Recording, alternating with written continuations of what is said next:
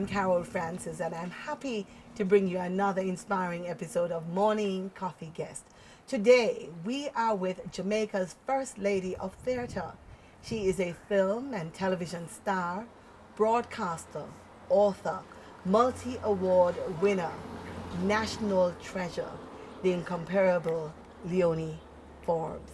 Leonie, welcome. Thank you so much. I'm wanting, you could have drawn a picture of that person. I don't know that. With all that grandeur and so on. You're so sweet. Leonie, let me tell you something. From I'm a child, I've been watching you. I'm not dating you because people say that to me. I don't mind. I don't mind. Right. The thing is, what most people don't know is that you are such a giving person. You have never seen me. The first time I met you, I was standing there with my jaw hanging open, looking, and you always stop. You always said hello. You always had something inspiring to say, and you made me feel that I could achieve whatever I wanted to once I tried. And that is what you have always done for everybody who knows you. Well, maybe that's what I grew up with, because in those days you didn't have no fancy TV and you didn't have no Facebook and no juke and none of those things. You had to deal with people, and you had to learn to reach out. You couldn't just keep yourself to yourself. And children, when we got together, that was how we did. So you have to. I don't know any other way, put it that way. And you talk about when you're little, we talked about your film, you're a film star, you're a movie star, but you started out as a typist. Yes, but a little before the typing, I was Sunday school. I had to do recitation and learn the memory verse and a golden gem or something like that. You couldn't just get up and go to school and come back. No, you had to give an account of yourself at church. Also, it helped to keep the parents pleased. So instead of a couple conch, you will get maybe a new dress or a new socks or something like that. Or you will hear them telling somebody how pleased they were that you did so and so at church and things. No, we love the choir, and eventually as a Sunday school teacher and all those. Love it. And the young people's group, because we didn't have many things to join. Yeah. But the young people's group that met in the church hall, yes, that was where I first get catch when Pastor catch me taking him off for them. And they were roaring with laughter, and suddenly, and I thought, oops. And when I turned around, there was Pastor. Oh, you were mimicking the pastor? Yeah. And they loved it, and he didn't mind. He said, I'll keep my eyes on you. So after that, it was okay. But I also love to do things in church. Join the choir and everything. Want to be a part of everything like that, because it was the thing. The thing at that time also was radio. But yes. You were one of the first voices on radio.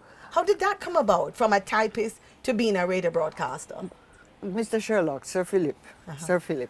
I left the YWCA area. I was after typing school, and I had a little time at the YWCA with Miss Beckett and so on. And then Mr. Sherlock's secretary went on leave, and I got the little job as a typist, and started to type scripts and different things. And I'd listen to people like Errol Hill who were around and paying attention. And one day he was heading out for RJR, and he said, "Read this." So I did. He said, "Get in the car." So I thought, for the what? What? He said, in the car. And they drove out. And I got to play a little 10-year-old Caribbean girl reading something. He says he was doing programs for the English-speaking Caribbean and South America. Anywhere that did English and so on, he was doing it. And that was how that began. I think maybe he got a little edge from Lady Sherlock, wonderful lady. And she said, "Philip, she has a very nice voice. Do something with it." And so maybe it's after that she said, "Come on, read this." And I read it, because the typing was fine. I enjoyed typing, loved it and so, but never thought anything else of it. And then he did that, and it started like that. And then Mr. Kerry Robinson, who was doing government programs and things at the time, he heard it and so on, and then started giving me little roles and things to read, to inform the public about this, that, and the other, and all of that. That's how it started. And from there, you went to the Royal Academy of Dramatic Arts in England. An Englishman working with the BBC and so on. He came out here to help the JBC set up radio theatre. And when Robin was ready, I did a lot of work with him. And when he was ready to go back, he said, "You should apply for a scholarship. You should go and get some training and so on." And I said to myself, "He didn't think me an idiot. Go train for what?" But to smile, yes, And he made me do auditions, standard English things, Jamaican things, did something with a song in it and so on, and take some photographs. And he went back with it. 6 months later, I got this letter saying I'd been offered this scholarship from the Royal Academy. Look here, I couldn't even stand up straight. I was weak. I thought, scholarship. And then I said, but how am I going to live? I don't know nobody over there. And a gentleman called Peter Orr was with the British Council, and when he heard, he said, what? Scholarship to the Royal Academy of Jamaica. Come along there, come. And he organized a bursary that would help me to live for the first 6 months at least, and thing. And the bank manager over there, when he realized that I couldn't get anything if he didn't approve, because it was there for a purpose, it was absolutely marvelous. And off I went. Completely foreign, alien, everything. I've never seen so much of the other kind of people before in my life. But I thought, well, it's their country and so on, so I better be nice. Because they thought I still live in a tree. a lot of them that I met. And the only thing eventually we could talk about was cricket. And Millie Small and her song, Yes, My Boy Lollipop. Yes, and that helped me a lot, because they would hum it and so on, and on the bus and see, you are wonderful, dear, and went from there. But you said you didn't know how you were going to live, but you went, you came, you saw, you conquered, because you ended up working with the BBC. Yes, did you programs because you of danced, Robin, you because sang, of you did Robin everything. Midgley worked with the Students' Union, whatever they had to do, traveled because of them, went to Belgium, went to France for a little bit, and went to Helsinki to the big youth rally, world rally at the time. And in the same year we got our independence, 62. So it was tremendous. And a lot of the tutors were particularly kind and very, very specific. One lady said, learn everything you can, make it your own, and take it back to your country. And I thought, I don't think she's running me, but it makes sense. And that was that. Never had a problem like that. There were people always reaching out, and I thought, that's marvelous. Did you take criticism well? Because, people critique and you say, you take offense. But you did not take offense. You Can't absorbed afford to it. take offense. Me pick me just a come, me don't know nothing. Don't know me elbow from another place. Yes. So if somebody knows, and you can tell that when somebody knows something, then we don't have to listen. And especially if they're reaching out to you, because they don't have to. Yeah. Didn't have to. And the folks out here, like Sir Philip, Errol Hill, Noel Vaz, these people, they didn't have to do that. You're a youngster. Never see come see a hurry come up. No, not into it. But because of the way they were, and you began to soak up things. Derek Walcott, I still have the thing he wrote in my autograph where he said that life going to do that to you with a thing around it. How are you going to meet those other people otherwise? And if they reach out to you, what are you going to do? When your turn comes, you're going to turn up your nose? Crazy. No. But you have done so much, Leonie. You went to school in England. You did very well there. You came out. You became director of radio here. I don't think a lot of persons know. Of JVC. Yes. For a spell. The one thing I both say about that, and I keep it in my head every time I get a little depressed or so, I trot it out and look at it. I took the listenership from 12.8 to 41.8 in Praise a the year. Lord. Yes, and I was so proud of that. So after that, when they wanted to do FM and said, would you, I said, yeah, I would try. But you know what else I'm proud of? And again, a lot of people might not know, is that when you came back and you had the opportunity, you did so much. You created programming for women, and you were the brainchild behind Ring Ding. Yes. And not a lot of people don't know that, Can't forget Barry Johnson. How did that come about? Sat across from each other. Yes. And we were watching Romper Room and things like that, because he was in charge of children's programs for the afternoon on TV and so on. And when they would look at each other, we said, Barry, but this is our country, we don't have nothing for it. I say, Romper Room, nice and all of that, but that is for foreign picnic. What about out here? He said, right. So his little car, we got in and we went up to Miss Lou. And we had words with Miss Lou and tell her what we wanted. And we had a name at the time. She said, no, you go call it Ring Ding. And she would use the children in the school near to her home that she deal with all the time.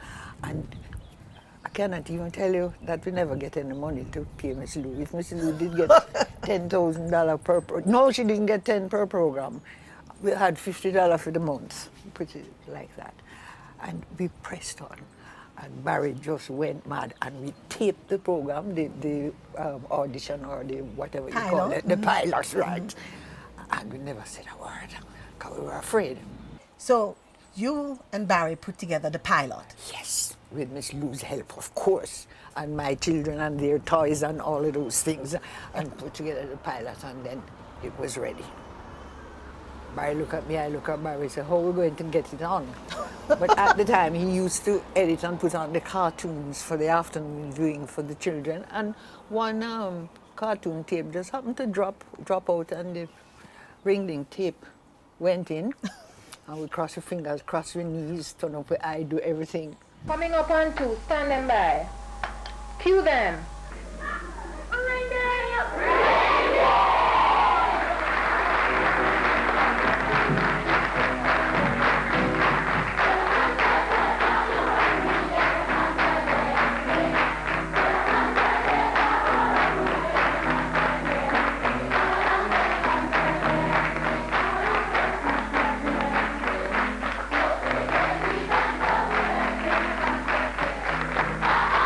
10 minutes after the program started, the switchboard jammed.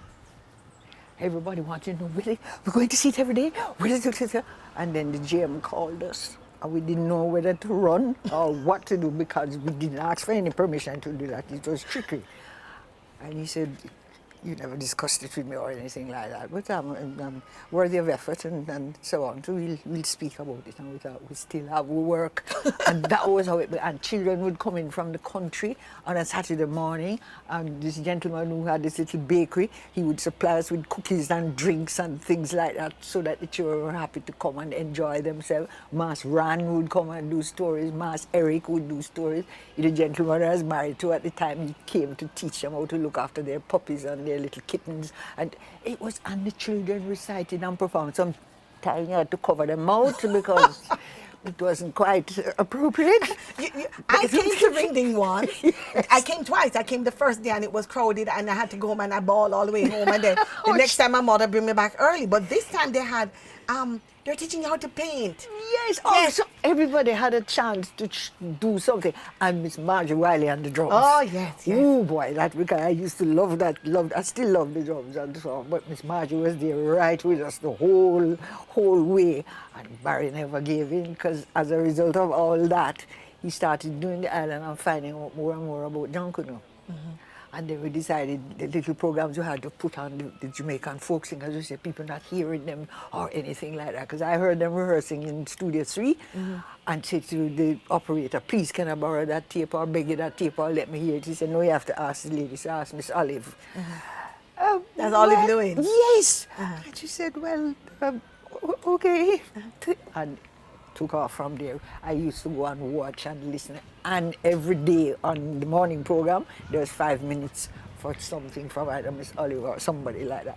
Because I thought, it's our country. I want to see and hear our things. I want the children to know the things that we have and so on. It wasn't to put down anybody or prove any hefty thing or anything. It was just say, look here, I love my country. I've seen other countries and it's no better than this. I'm feeling nicer in many, many ways, especially when it comes to the little food part of those things. So, and people liked it. And we'd go on the road and tape opinions. There was a lady in Halfway Tree. She sold newspapers and mango and apple, American apple. And I saw her one day, she with this little boy. I said, is your son? She said, no, I said, who is this? She said, you can buy a go and you go to school. And when we send him to school, he go around on the road, go play. And he I said, okay. So our little team with people like David Daniels and Trevor Edwards and this went out to tape people who were doing this because she'd take over the child. And he had to now go to school and report to her, and she would feed him and get him like a bag. Absolutely wonderful. And then they started going on the road in the mornings. We know about what you have done on television and so, but in the world of theatre, you have done at least 12 pantomimes. 12. Yes, I did. Yes. Will you be quiet and let's get this over with? I bet he wouldn't have so much trouble disguising himself as a woman. Now, whoever told you that anything a woman has to do is easy? Girl, just listen. It's not easy for a woman to look like a man. It better, but we do what we can. Now it's real hard to be flatter, where we are not flat to someone understand. We know what we got, honey, I'm telling you. You have done film. You have done what? Children of Babylon with Lenny Little White. Yes, all of Milk that, and Honey. Milk and Honey, and There's so many. Can I confess something to you? Know, at this stage, I'm not going to call the number, but it's fairly high. Sometimes the memory play tricks on you. You don't remember certain things, and I'm watching and I see Funso Walker announce something, and I think, what? And it's something you did donkeys years ago. Yeah. You don't even remember. I see a production with Peter Lloyd. A radio series that ran back in the day and is running now on the Public Broadcasting Corporation of Jamaica is Winsome Loosom. Loosom with my whole Anthony Ellis. Yes. And had Karen Harriet in it and John Jones. Yes. John Jones was He was your husband, your television husband. Yes. That mother of yours, you see, she should be sold at public auction. So what about yours? My mother would never carry on like that. Oh? Well, you well know she wouldn't. She didn't want you to marry me, though. That's not true. You forgetting. Forgetting? Yeah. She said she didn't want you marrying a layabout. He'll just be another rolling stone on the streets of Kingston. She said that? When? When we announced our engagement. Well, she might have said so, but I'm sure she didn't put it the way you did. She said it anyway. And what do you think your beloved downstairs said about me? What? Surely he could find somebody more suitable. The girl is not in his class. Did she? He most certainly did. Sure. Water under the bridge. Whose bridge? Well, you still can't be upset. Upset? Me? And look how well the classless one and the rolling stone are doing. That's my girl. One of Leonie Forbes' motto is achievements is due to time, commitment, hard work, and discipline. Morning Coffee guests will be right back.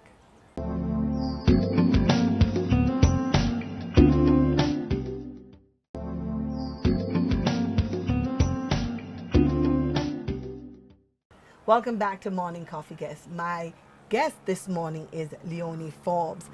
She is an actress who has over 5 decades of excellence in broadcasting, theater, and film. Now, I wanted to ask you, because in an industry that prizes youth and the next big thing, you have been able to hold your own. You won an Actor Boy Award last year at 80. No. I tell you not to call the number. Lord, me there, all of us wish that we could get there and be like you at that age. That's fabulous. It absolutely blew my mind. Maybe because it wasn't something I was planning for. It's not an achievement that I must make. None of that. Yeah. It's keep doing what you're doing. And I always, one of my prayers is that when the time comes, when it's time to stop, don't make people have to tell me or say, Lord, go home now. let me head know and me stop and find something else. Because right now, I would be a little bit worried about a full production with lines and things like that, because things go, you know. Sometimes I don't remember my own middle name, and that's not wonderful. But you go with it, and I find I can still read, so I can still enjoy presenting somebody's poetry or somebody's short story or something. I can rehearse, I can practice something, and I can, as long as the print is bright enough and bold enough, I can read it. And I don't mind. I will keep doing that for church, for school, for anybody, anywhere. It's only when I think how Mary, the mother of Jesus, did feel that I can manage sometime to deal with the Jude him. Aye, ma'am. But many of us forget that Judas did have a mother too, you know. That may be so, ma'am. But after him was such a wicked rich, him deserved to die the way he died. And what about Jesus? Him deserve that? No, ma'am. No. But the scripture fulfilled just the same. How those wicked people couldn't discern that Jesus did only mean them good and then kill him? No, so it go, ma'am. Sometime in we hastiness, we destroy the very leader that is the best thing for us. You take right now. But it's a human being still. We so busily scandaling the leaders and people in public life, we only see now. We sometimes don't look to the future. Aye, ma'am. So it is, so it is. Yes, well, I will see you tomorrow. I will try to make it. Yes, ma'am, if life spare. Oh, Oh. Lord, Miss Vi, the gas and the pain. Aye. That kill me. And listen, don't be too hard on Julia. After all, it's your own flesh and blood. And him young. Aye, ma'am.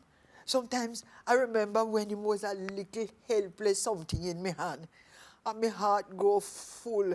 And even when he was growing up, him used to comfort me. But since he take up with all the company and the politics business, I can't stand him.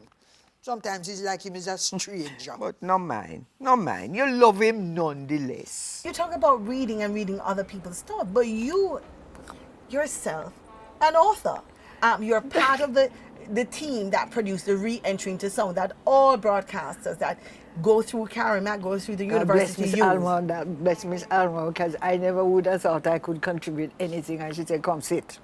And like that. I use it. I listen to the U-O-O-R-A-E, And those things. Ku-ko-ko-ka-ke-ki, I all of them. I wish I could teach some of our leaders some of those songs because when we go abroad, we misrepresent Jamaica because the words are not the same. I think people, But we're more and working more on it. persons are getting there. Yes. Because yeah. And the the book is youngsters are not- wanting to, Yes. which is a good thing. You have an autobiography. Tell us about that. Thanks to Mr. Mervyn Burch. You have to ask Master Mervyn about it because it was his encouragement and his support and his everything. I never think of myself along those lines, but I knew Professor Morris long time, admired him and all that thought, I think, and meeting and talking, and he says, why don't you? So I said, well, so he said, all right, come. And we started meeting once a week, once a fortnight to start with, then once a week, and then I would answer all his questions. I would tell him anything, everything that I wouldn't really trust myself to say out loud or thing. And I think he shaped and guided all of that. I'll always be grateful to him, 'cause otherwise I wouldn't do it. You know what happened? There are a number of things that you said you would not have done, but you have done them and done them so well that you have gotten a lot of awards, accolades. The government of Jamaica gave you an Order of Distinction in 1980, and the awards keep coming. And you've managed to do it through all kinds of difficulties, through all kinds of challenges. You know, a lot of us, I hear people all the time, and they tell you the reason that this didn't happen for them or that is because their mother didn't help them or their father No, didn't sir. help them or so. It's not But I am you- my responsibility. I can't blame Right. nobody for what I do or don't do. But you didn't really know your father when you were growing up. Didn't really know him. That's putting it nicely. I never met the creature. I have two tiny recollections of the gentleman. The first one, I think I might have been about 4 or nearly 4 or something. And the lady that was the helper to the old lady and stuff, she was taking me to take a picture, photograph at Fraser's or Maurice or one of these old-time places. And she turned off East Queen Street and went down to this place and into the shop. And there was this gentleman sitting there, and he had a tiny one in his arm, and he looked at me and he smiled, so I smiled back. I don't know who, nobody didn't say nothing.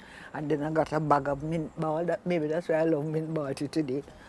A bag of mint ball and 5 shillings, which she pocketed immediate. But I was allowed to keep the mint ball, and we went off to take the photograph.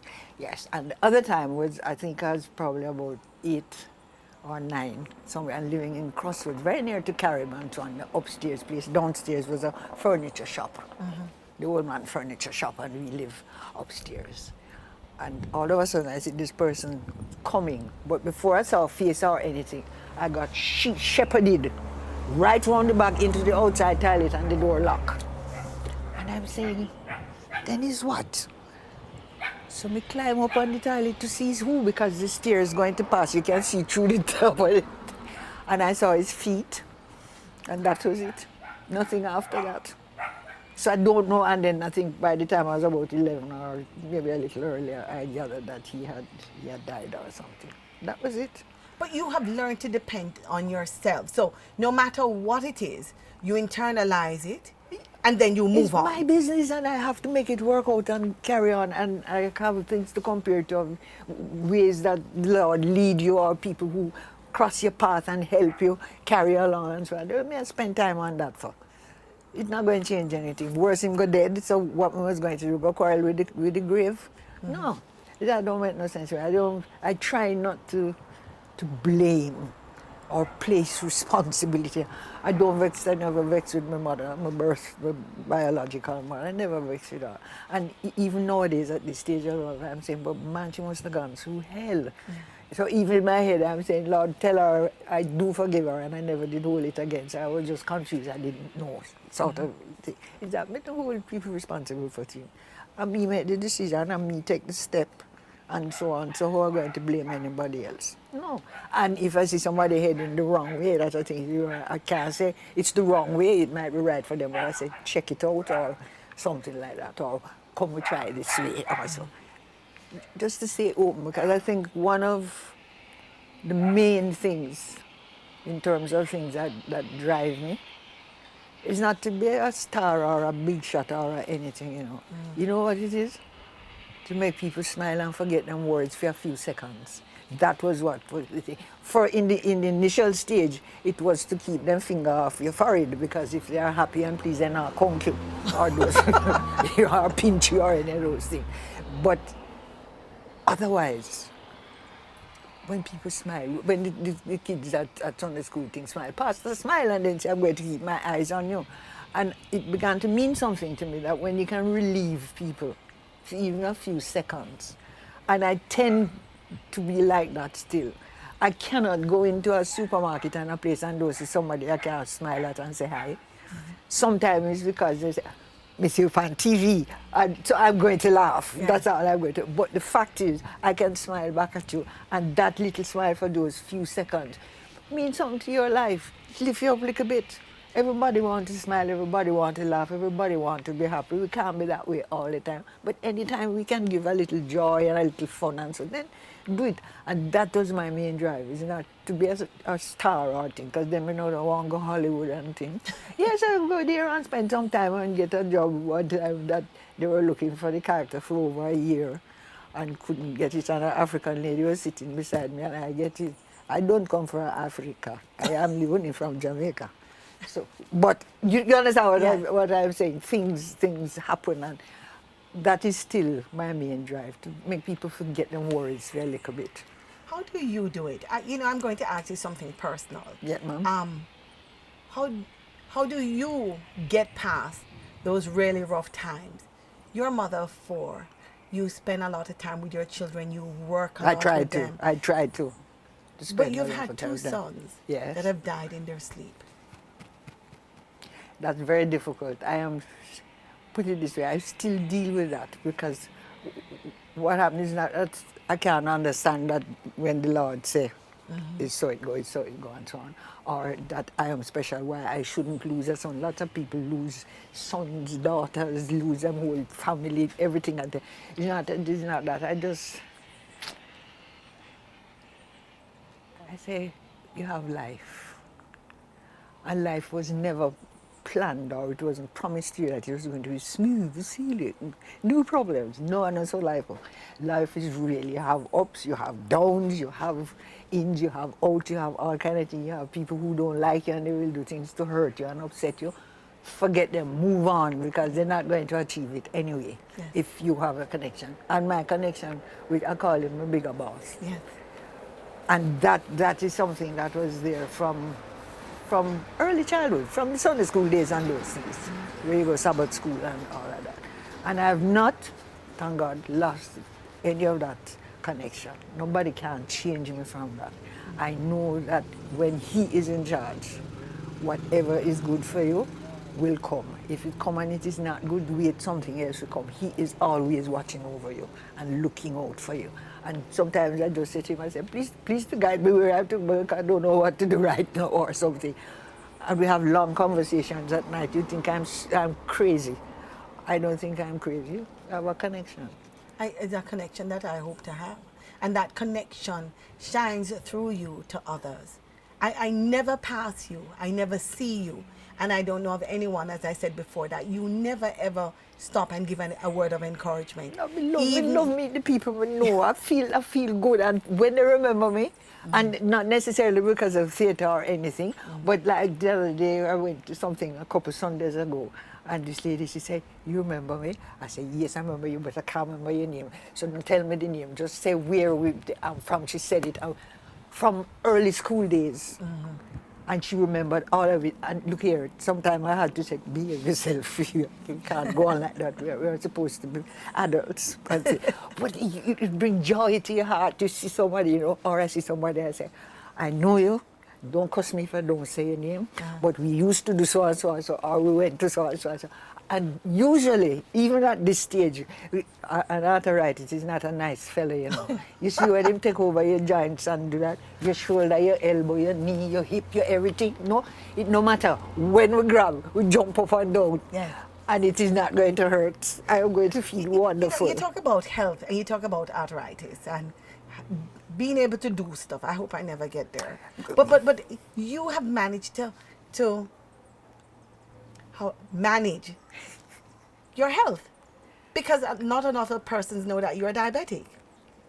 Type 2.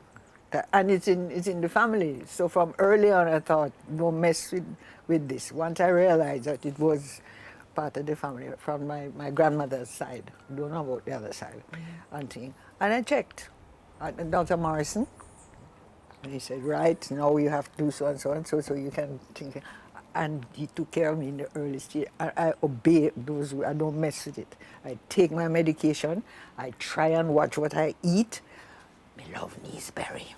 And a lady had some of them big, so it's the biggest gooseberry I ever see. And look here, no? You think me had any conscience? I wax them. And a nice big ripe banana. And all the doctors said to himself, gooseberry, ripe banana. And you know ripe banana is very sweet. I say, yes, and I don't get the knees very often, so the crop soon finish. But I will like that. I will be good. Otherwise, I try and obey the rules and do what I have to do, take what I have to take, drink plenty of water and those things. If you don't help yourself, who's going to help you? And I check the eyes, check the ears, check the throat. All those doctors, I don't know what I would do without them, because what I find is that I can level with them, tell them exactly how I feel and what I've been doing. And if it is wrong, he's not going to excuse me. We say, but you know what to do, so come on. When you come back 2 weeks' time, I will know. You know? Yeah. And all these wonderful people. You know, the doctor that look after the ears and things like that. He's a sweetie. And it was not until about my 4th or 5th visit that I realized he never misses a play that I'm in. So hello. I have to behave myself. Yes. You know, that sort of way. And with my eyes and things. It's wonderful. Everywhere I turn, there's kindness and generosity. So when I go to Pinchikobe and Wortleys. No man, I cannot be a crabby. It wouldn't be comfortable. You are a consummate professional. What makes you stand out is your ability to add your own unique personality to whatever it is that you do. You give 100% whatever it is you do. I try. You help. I try. You manage. You direct. I try. And I must tell you a moment, because sometimes in life you don't even know where you're going to be or anything, and there are little moments that are absolutely, I will never forget it. Yeah. And I was in Australia with Keith, my husband at the time, and we were coming home.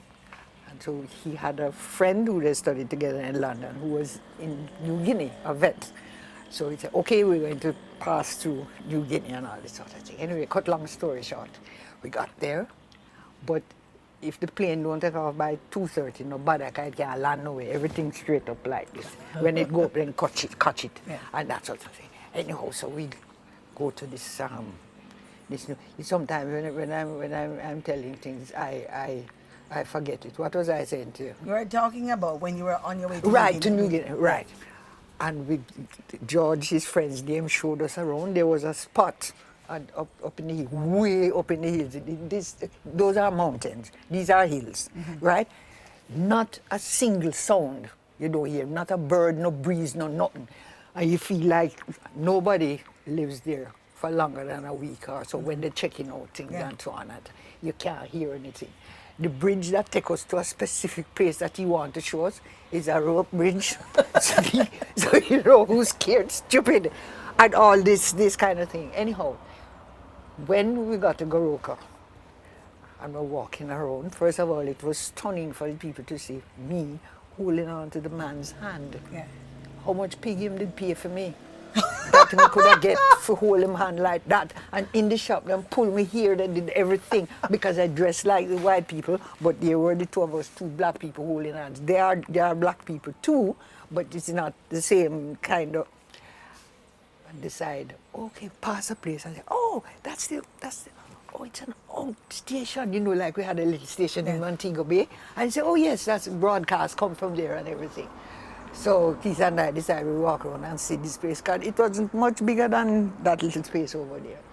So I went and knocked and come to the door. I said, good afternoon. Is it what? You so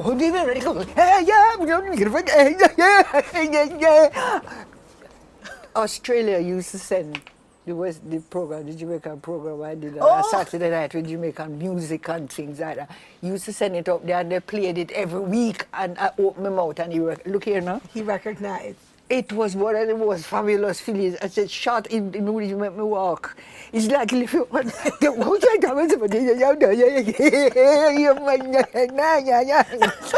Woo.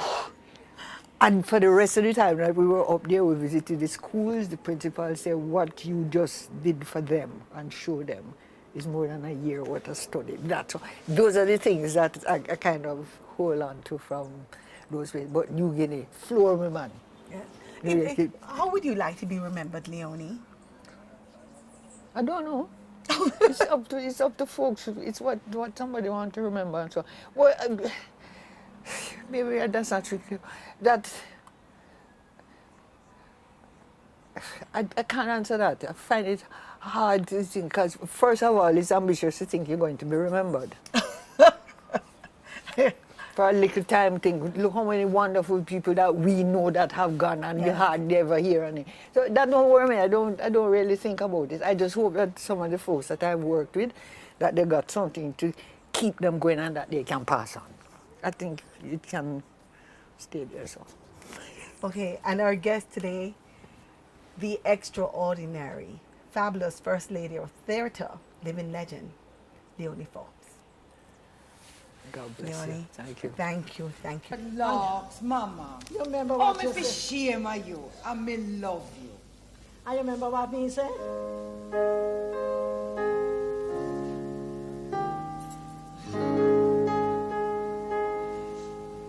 Let me love have lion heart. Feel me love have lion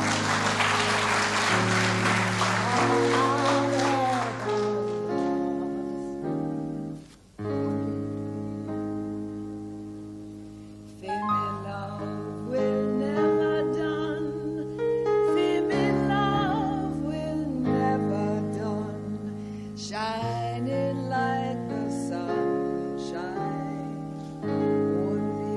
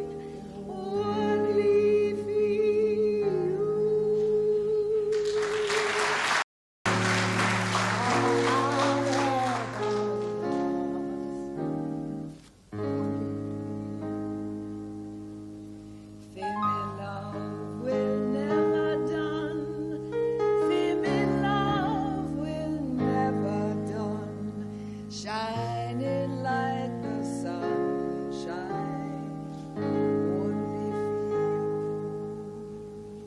for you. If we part and never meet again, If we part and never meet again, in my heart, keep on a beat strong and everlasting, only for you.